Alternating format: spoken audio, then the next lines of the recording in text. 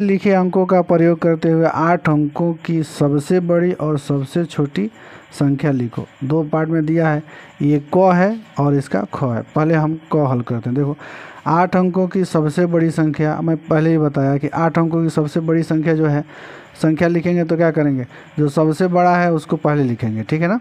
तो इसमें 9 क्या है, सबसे बड़ा है, ठीक है। उसके बाद क्या है 8, तो 8 लिखेंगे। फिर उसके बाद क्या है 7, तो 7 लिखेंगे। उसके बाद क्या है 7 के बाद 6 नहीं है, तो इसमें 5 है, तो 5 ही लिखेंगे। उसके बाद 5 के बाद 4 नहीं है, इसमें 3 है, तो क्या करेंगे 3 को लिखेंगे। 3 के बाद 2 है, तो 2 को लिखेंगे। फिर उसके बाद 1 है, तो 1 को लिखेंगे, और 0 है तो 0 को लिखेंगे। इस तरह से हमारी बड़ी संख्या पूरी होगी। अब फिर हम इसकी छोटी संख्या जब बनाएंगे, 8 अंकों की छोटी से छोटी संख्या, तो क्या करेंगे, इसको पलट दिया जाता है, ठीक है ना। तो इसमें देखो पहले 0 आता है, लेकिन क्या करेंगे 0 अगर हम पहले लिख देंगे तो क्या होगा, यह 8 अंकों की है, 3 3 6 2 8 अंकों की है, अगर पहले लिख देंगे तो 7 अंक का हो जाएगा। तो क्या करेंगे इसमें हम पहले 1 को पहले लिख देंगे। अब ये 1 के बाद 0 हो गया, यहाँ पे लिखेंगे जैसे है उसी तरह से लिख देंगे। 2 3 5 7 8 और 9। तो इस तरह से देखो ये हमारी बड़ी संख्या हो गया और ये छोटी संख्या। अब ख को हम हल करते हैं इसी तरह से। देखो 8 अंकों की सबसे बड़ी संख्या क्या है, 9 है, तो पहले हम 9 लिख लेंगे, ठीक है ना। पहले हम क्या करेंगे 9 लिखेंगे। 9 के बाद क्या है 8 है, 8 लिखेंगे। 8 के बाद 7 है, तो 7 लिखेंगे। 7 के बाद 6 है, तो 6 लिखेंगे। 6 के बाद 5 है, तो 5 लिखेंगे। और 5 के बाद 4 नहीं है, 4 नहीं है तो 3 है, 3 लिखेंगे। और 3 के बाद क्या आता है 2, तो 2 लिखेंगे। और 2 के बाद आता है 1, तो 1 लिखेंगे, ठीक है ना। अब देखो 8 अंकों की सबसे बड़ी संख्या हो गया, तो अब हम लिखेंगे 8 अंकों की सबसे छोटी संख्या, ठीक है। और तो क्या करेंगे, इसको हम पलट के लिख देंगे, ठीक है ना। 1 2 3, उसके बाद क्या है 5 6 7 8 और 9, ठीक है ना। तो ये हो गया इस तरह से, ये भी बड़ी संख्या और छोटी संख्या हो गया। चलो ये प्रश्न नंबर 8 है। 8 का क्या है 0 1 2 3 और 5 6 9 अंकों का प्रयोग करते हुए 7 अंकों की सबसे बड़ी और सबसे छोटी संख्या बनाओ, ठीक है ना। तो इसके लिए यहाँ हम जगह नहीं छोड़े हैं, तो इस क्वेश्चन को हम क्या करते हैं कि यहाँ लेके आते हैं आप लोगों को, ठीक है ना। यहाँ लेकर के आते हैं और यहाँ हम हल करा देते हैं, ठीक है ना। तो देखो दिया है कि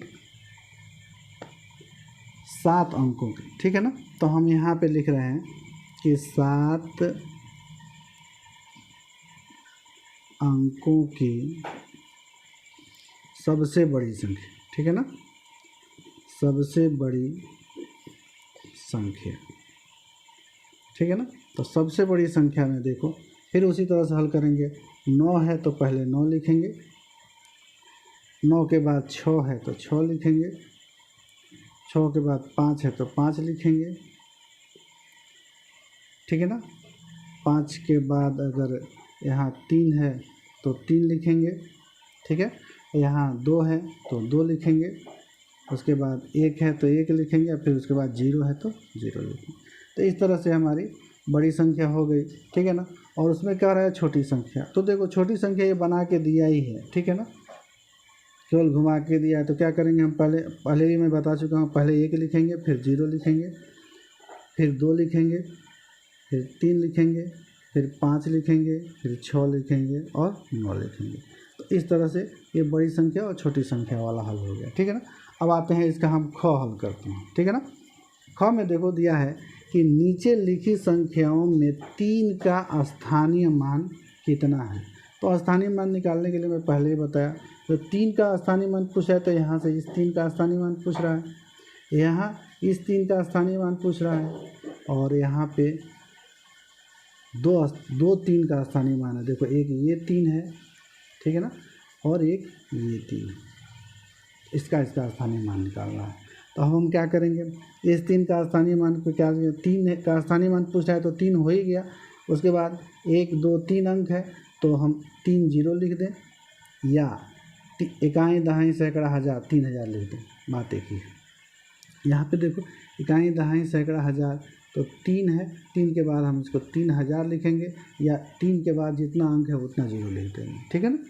अब यहाँ देखो एक ही सवाल में 2 जगह 3 का स्थानीय मान पूछा है, तो 3 का स्थानीय मान, इस 3 का स्थानीय मान केवल 3 होगा क्योंकि ये इकाई के स्थान पे है, ठीक है। अब इस 3 का स्थानीय मान पूछ रहा है तो देखो इकाई दहाई सैकड़ा हज़ार 10,000, तो यहाँ पे 3 लिखेंगे और उसके बाद क्या करेंगे, 1 2 3 4 जीरो है तो 4 ठो जीरो देंगे। और समझ में आया ना। तो इस तरह से हमारा सवाल कंप्लीट हो गया। नीचे लिखी संख्याओं में 3 का स्थानीय मान हल हो गया, ठीक है ना। अब देखो प्रश्न संख्या जो है ये 9 है, ठीक है ना। 9 में दिया है कि कौन सी संख्या विषम है। तो आप लोगों को पहले ही पता होना चाहिए कि सम संख्या और विषम संख्या। तो सम क्या है और विषम क्या है। वह संख्या जो 2 से पूरी कट जाए, ठीक है ना, वो सम होती है, और जो 2 से पूरी न कटे वो विषम होती है। तो हम काटेंगे इसको, वो तो भाग करना पड़ेगा, लेकिन ऐसे ही मैं चेक कर दे रहा हूँ कि 2 से जो संख्या 2 से कटेगी तो देखो यहाँ पे सीधा दिख रहा है कि 3 है, 3 लास्ट में 3 है तो 2 से ये कटबे नहीं करेगा, ठीक है ना। 2 से देखो ये कट जाएगा, 2 दूना 4, 2 बार में ये कट जाएगा। ये 8 है तो 4 बार में कट जाएगा, 2 चौको 8, ठीक है ना। ये 6 है तो 2 3 6, 3 बार में कट जाएगा। तो ये तीनों संख्याएं कट रही है, ठीक है ना। उसमें पूछ रहा है कि विषम संख्या कौन है, तो हमारी ये संख्या जो है वही विषम हो जाएगी, ठीक है। अगर नहीं आप लोगों को समझ में आता है तो भाग दे दीजिएगा 2 से, सब में 2 से भाग दे देना, ठीक है। आप लोगों को भाग आता है तो 2 से भाग दे दीजिएगा, और जो ये संख्याएं पूरी कट जाएंगी, ठीक है ना। और ये जो संख्या है ये नहीं कटेगा, 2 से भाग देंगे तो नहीं कट जाएगा, इसमें शेष बच जाएगा, शेषफल आ जाएगा, तो ये विषम संख्या है, ठीक है ना। इस तरह से हमारा ये वीडियो, ये पूरा चैप्टर कंप्लीट होता है, ठीक है ना।